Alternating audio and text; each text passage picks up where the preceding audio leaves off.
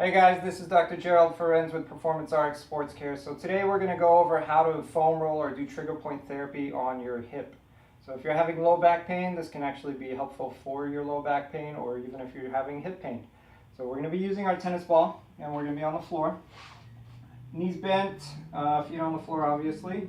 And you're going to find the bone at the back of your hip, that's your PSIS. And where that meets your sacrum, that's where you're going to initially place your tennis ball. And you're just going to lean right on over to it. You want to pick a side that is painful, so either your left hip or your right hip. Typically you want to start with the least painful side first, because sometimes one side may be pulling at the other and causing counter pain, so that can relieve the other side. So you're going to start by placing the tennis ball right there where the PSIS and your sacrum meet, and you're going to roll forward and backwards, so rolling the ball forward and backwards underneath you. So use your feet or your heels to push you in that direction, and then again using your heels to pull you back in that direction. And when you find a tender area, you may want to stop. Again, much like in my other videos, stop and hold the tennis ball there, and you want to oscillate back and forth about 1 centimeter to 3 centimeters, so 1/2 inch to about 1.5 inches. And likewise, if that's too painful, then you can just sit there and relax on it. And if that's not good enough, you can even extend your leg out. So reach one leg out forward and then bring it back. So the movement will help to pass that muscle over the tennis ball, and so that will help to relieve some pain and pressure on that muscle.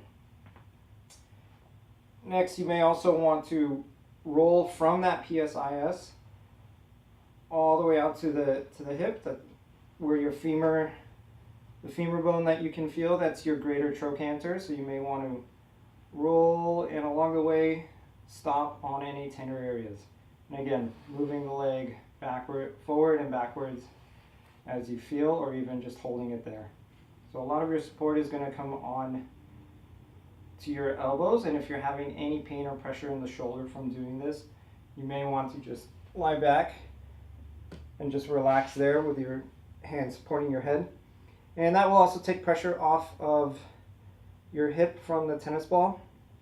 So likewise, if you're having too much pain or pressure with utilizing a tennis ball or a golf ball or lacrosse ball, then this may be of benefit to you. So again, as you pass through, you can continue along until you hit that greater trochanter, and that insertion point may be very sensitive to about 80% of the population, because